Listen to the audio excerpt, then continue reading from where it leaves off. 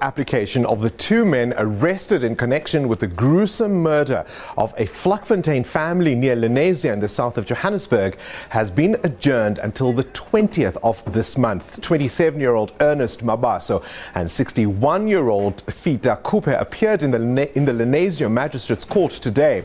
They've been charged with the murder of 7 relatives 2 weeks ago.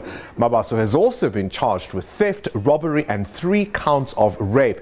We are joined now by our Gillian Pillay, who's been looking at that story. Gillian, good evening to you. I mean, it's a really difficult story, I imagine. Today, so many dramatic twists right to how this has gone. Ernest Mabaso initially didn't want bail. Today, he changed his mind. You know, Bongani, we went there for a full bail application for accused to Khupe.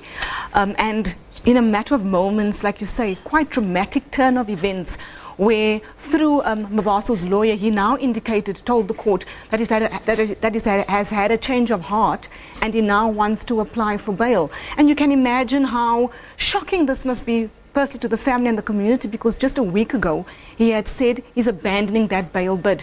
Also, when we had spoken to one of the relatives in the gallery during one of our live crossings, we are told that he became quite emotional with the kind of detail that the state of the bodies, right? Yes, the state of the bodies from the sister there, you know, and her saying that she took him as a child, took him as, you know, one of the family members. How could he have done this? How could he have fled? How could he have done this to these minor children? So quite a dramatic turn of events there, Bongani. Now, of course, his co-accused, Khupe, in this case, now he wanted to apply for bail today.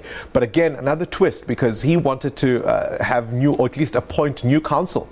So what we saw there was basically a spanner in proceedings. Also, Khupe now indicating to the court that he has hired private counsel. And this counsel needed to basically get themselves ready for a bail application, needed to peruse through documents, needed to get this affidavit statement that he had made to police. So all of that came into play today, and we saw proceedings being delayed both by Mabaso indicating that he now wants to apply for bail, as well as Khupe now indicating that he now has hired private counsel that he wants to have represent him. What's also interesting, I think what's emerged as well, is that there's no love lost between the two. Now they're telling that one is threatening the other.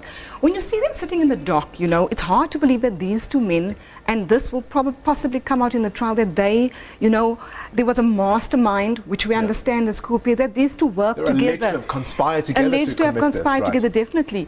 And now you see them sitting quite far apart, not wanting to know each other, and we're seeing Mabaso there saying that Khupe has basically been threatening him. He didn't really go into detail about what these threats were, the allegations at this stage. And therefore we saw now that Mabaso has been put in the Krugersdorp prison and Khupe being kept in the Johannesburg prison, just to keep, you know, distance between them, so that you don't see this kind of thing emerging where he keeps coming to court telling the court, you know, I fear for my life. And of course, emotional scenes in the court today. Family members, community members responding to the details that were heard in the court today. I was asked basically, Bongani, what was happening over there, and it was difficult for me, you know, for one to really understand. You can only think that the severity of what Mabaso being accused of is probably weighing on his conscience, and listening to someone that was like a mother to him, talking to him in that tone, detailing the state that those bodies were found in, brought him to tears. And that is what we saw there in the dock, quite shocking, that he is now shedding tears, and he's the one that's been the prime suspect on the run, being accused of these heinous crimes. Look, it's a long road ahead. We'll see obviously how it unfolds, as you say, when we get to the trial. Gillian, thank you very much for that update. There's of course our Gillian Pillay looking into those Vlakfontein murders. We'll definitely see how that story unfolds in the coming days.